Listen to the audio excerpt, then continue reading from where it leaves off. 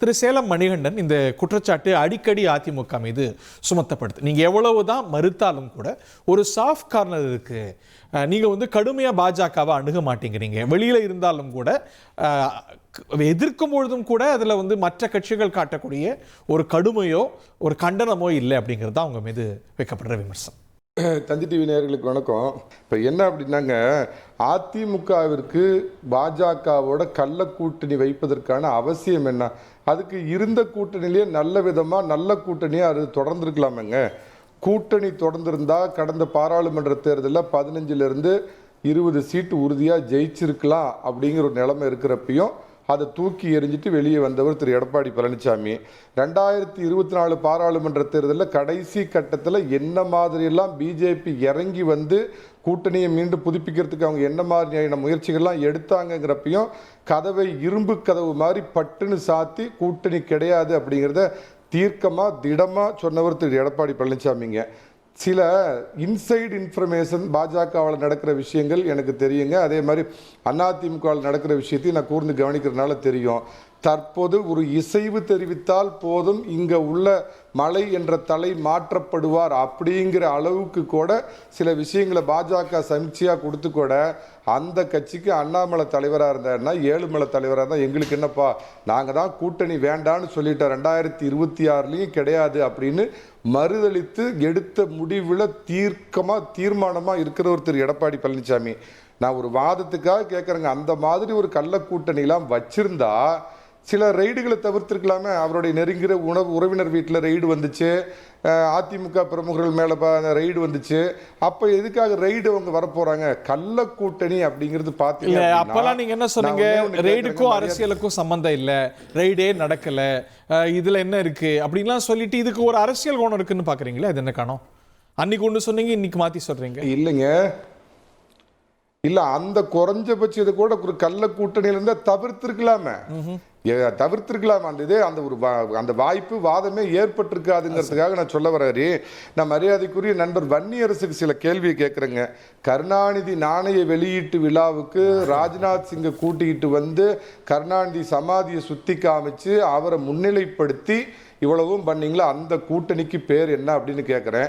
அடுத்த வருடம் பார்த்தீங்கன்னா திரு மரியாதைக்குரிய நம்பூதிரிப்பாடு அவர்களுக்கு ஏதோ 100ஆண்டு விழாவோ ஏதோ கேரளாவில் கொண்டாட போகிறாங்க. நான் ஒரு வாதத்துக்காக கேட்குறேன், கம்யூனிஸ்ட் கட்சி மார்க்சிஸ்ட் கம்யூனிஸ்ட் கட்சியோட பினராயி விஜயன் இல்லை இந்திய பிரதமர் அப்படிங்கிற முறையில் நாங்கள் மோடியை அழைக்கிறோம் அப்படின்னு அந்த விழாவுக்கு அவர் கூப்பிடுவாரா? ஒரு நாணய வெளியீட்டு விழா ஏதாவது ஒன்று வச்சுக்கோங்க, பேருக்கு வச்சுக்கோங்க. அப்போ அவங்க கொள்கை பிடிப்பாளர்களா? நீங்கள் இங்கே பார்த்தா எதிர்கட்சியாக இருக்கிறப்ப கருப்பு பலூன் விடுறது, ஆளுங்கட்சியாக இருந்து பிரதமர் மோடி தமிழகத்துக்கு வந்தாருன்னா உலகத்திலேயே எங்கேயும் கிடைக்காத வெள்ளை கொடையை தேடி கண்டுபிடிச்சி வாங்கி கொண்டு போய் அதில் கருப்பை பார்த்தா கூட கோச்சுக்குவார் அப்படின்னு கொடை பிடிக்கிற நீங்கள் வச்சிருக்கிறதுக்கு என்ன? தேசிய கல்விக் கொள்கையை நாங்கள் ஒருபோதும் ஏற்றுக்க மாட்டோம்னு சொல்லிட்டு மேலே இருக்கிற ரேப்பரை மட்டும் கிழிச்சுட்டு இல்லந்தோறும் கல்வி, இது தமிழக அரசு கண்டுபிடித்த கல்வின்னு ஊடாக கொண்டு போயிட்டு இருக்கிறீங்களா? இதுக்கு பேர் நல்ல கூட்டணியா இல்லை கள்ள கூட்டணியா? எந்த மாநிலத்தோட முக்கியமான இது ஒன்று மட்டும் சொல்லிடுறேன். இந்தியாவில் இருக்கிற 30 மாநிலங்களில் எந்த மாநிலத்தோட விளையாட்டுத்துறை அமைச்சரும் நினைச்ச மாத்திரத்தில் உயரிய பதவியில் இருக்கிற இந்திய பிரதமரை போய் பார்க்குறாங்களே, இது இவங்களை தவிர வேற யாருக்காவது சாத்தியம் இருக்குதா? ராஜபக்சேவுக்கு எதிராக தமிழர்களை கொன்றொழித்தவர்னு தொண்டை கிளியை கத்திட்டு அதே தொண்டை முட்டை போய் ராஜபக்சேட்ட போய் சாப்பிட்டு பரிசு பொருள் வாங்கிட்டு வந்த உங்களுக்கும் ராஜபக்சேவுக்கும் கள்ள கூட்டணின்னு சொன்னால் ஏற்றுக்குவீங்களா? அதாவது பாரதிய ஜனதாவுக்கும் அண்ணா திராவிட முன்னேற்ற கழகத்திற்கும் கள்ள கூட்டணி அப்படிங்கிறத நான் ஏற்றுக்கல. அது கூட்டணியில் தான் இருக்கிறாங்க. அது என்ன கள்ள கூட்டணி நல்ல கூட்டணி அப்படின்னா அவங்க கூட்டணியில் தான் இருக்கிறாங்க.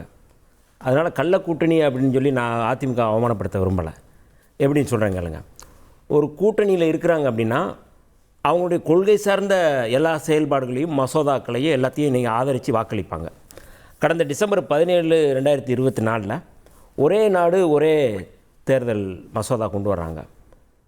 அப்போ அந்த கொண்டு வரும் பொழுது உண்மையாகவே அதிமுகவுக்கும் பாஜகவுக்கும் எந்த முரண்பாடு, எந்த கொள்கை ரீதியாக உடன்பாடு இல்லை, 2 பேருக்கும் ஏழாம் பொருத்தமாக இருக்குது, 2 பேருக்கும் முரண்பாடு இருக்குது அப்படின்னா அதை ஆதரித்து வாக்களிப்பார்களா, எதிர்த்து வாக்களிப்பார்களா? நான் பதில் கேள்வி கேட்குறேன். இடபிள்யூஎஸ்ன்னு ஒன்று கொண்டு வந்தது பாஜக கொண்டு வந்தாங்க. உங்களுக்கு அதிலலாம் எவ்வளோ கடுமையான நிலைப்பாடு இருக்குது. ஆனால் கம்யூனிஸ்ட் கட்சி ஆதரிச்சு வாக்களிச்சா எதிர்த்து வாக்கு நாங்கள் உடனே நாங்கள் வந்து கம்யூனிஸ்ட் பிஜேபி கூட்டணின்னு சொல்ல போறீங்க? அதை நான் அதாவது ஒரு செயல் திட்டத்தை கொண்டு வர்றாங்கன்னு வச்சுக்கோங்க, பொருளாதார அளவுகள் அடிப்படையில் அவங்களுக்கான மாற்று கருத்து இருக்குது, நாங்கள் அதை ஏற்றுக்கறல. நாங்கள் அப்பயே சொன்னோம். அது போல ஒரு நாடு ஒரு தேர்தலில் ஒன்று சொல்கிறீங்க. சரி, ரைட்டு. 2023 ஆகஸ்ட் 7 டில்லி சீர்திருத்த மசோதா அது கொண்டு வர்றாங்க. அப்போ கொண்டு வரும் பொழுது டில்லி சீர்திருத்த மசோதா சாதாரண விஷயம் இல்லாது, அது வந்து மாநில உரிமை சம்மந்தப்பட்டது. அந்த ஐஏஎஸ் ஐபிஎஸ் ஆஃபீஸர்ஸை வந்து யார் வந்து கண்ட்ரோல் பண்ணுறது அப்படிங்கிறத அதனுடைய இது. அது வந்து உடனே வந்து பாஜக அரசு என்ன பண்ணுறாங்க, புதிய சட்டம் கொண்டு வந்து இது வந்து எங்கள் கண்ட்ரோலில் தான் வரும் அப்படின்னு சொல்லும் பொழுது அதை ஆதரித்து வாக்களித்தது மாநிலங்களவையில் 7ஆம் தேதி வாக்களித்தது வந்து அதிமுக. அப்போ மரியாதைக்குரிய தம்பிதுரை அவர்கள் வாக்களித்து விட்டு வெளியில் வந்து சொல்லும் போது என்ன சொன்னார் அப்படின்னா, நான் அமித்ஷாவுக்காக வாக்களித்தேன்னு சொல்லி சொன்னார். நீங்கள் உண்மையாகவே பாஜகவோடு எங்களுக்கு கூட்டணி இல்லை, ஒட்டு உறவு இல்லை அப்படின்னா கொள்கை ரீதியாகவே நீங்கள் வெளிப்படையாகவே வந்து அதை எடுக்கிற முடிவுக்கு வந்து நீங்கள் எதிர்ப்பு தெரிவிக்கணும். ஆனால் நீங்கள் வந்து அதை எல்லாமே நீங்கள் ஆதரிக்கிறீங்க. அப்போ நீங்கள் வந்து அதில் என்ன நீங்கள் உறவு வந்து நாங்கள் வந்து உறவு இல்லைன்னு எப்படி நீங்கள் சொல்லுவீங்க? அவங்க வந்து வெளியில் வந்துட்டாங்க, கிடையவே கிடையாதுன்னு சொல்லிட்டாங்க. நீங்கள் கூட்டணின்னு அவங்கள அடைக்கிறது உங்கள் விருப்பமாக இருக்கலாம். இருங்க, நான் விருப்பம் என்னுடைய, நாங்கள் நீங்கள் வந்து எதிர் திசையில் நிறுத்திட்டீங்க. பாஜக வந்து எங்களுக்கு ஒட்டு இல்லை உறவு இல்லைன்னு நீங்கள் சொல்கிறீங்க, கூட்டணி இல்லைன்றீங்க. ஆனால் அவங்க கொண்டு வர மசோதாவை நீங்கள் எதுக்கு ஆதரிக்கிறீங்கன்னு நான் கேட்குறேன். ஒன்று.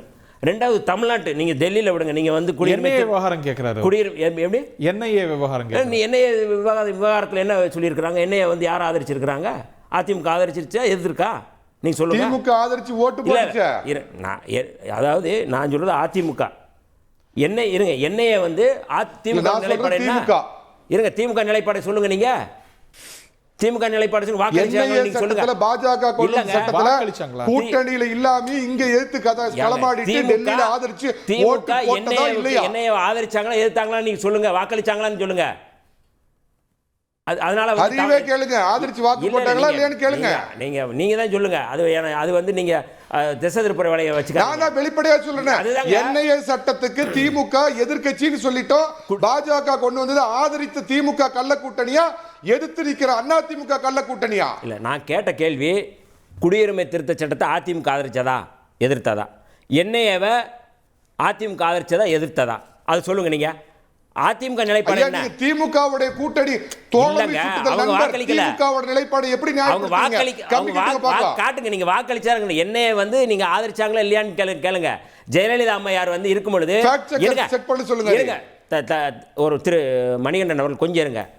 மரியாதைக்குரிய ஜெயலலிதா அம்மையார் இருக்கும் பொழுது தமிழ்நாட்டில் என்ஐஏ அலுவலகம் திறக்கப்பட மாட்டாதுன்னு சொன்னாங்க. ஆனால் எடப்பாடி அவர்கள் வந்தவுடனே என்ஐஏ அலுவலகத்தை திறந்தார். இது இருக்கா இல்லையா நீங்க சொல்லுங்க. அவங்க வந்ததுக்கு அப்புறம் தான் என்ஐஏ அலுவலகம் திறக்கப்பட்டது. ஆர்எஸ்எஸ் இயக்கத்தை பாராட்டின கருணாநிதி தான் ஒரு காலத்துல எதிர்த்தவர் பின்னாடி பாராட்டினாரு. ஆர்எஸ்எஸ் ஒரு கட்டுப்பாடான இயக்கம், தீகா மாதிரியான ஒரு சமூக இயக்கம்னு ஆர்எஸ்எஸ் பாராட்டினாரு.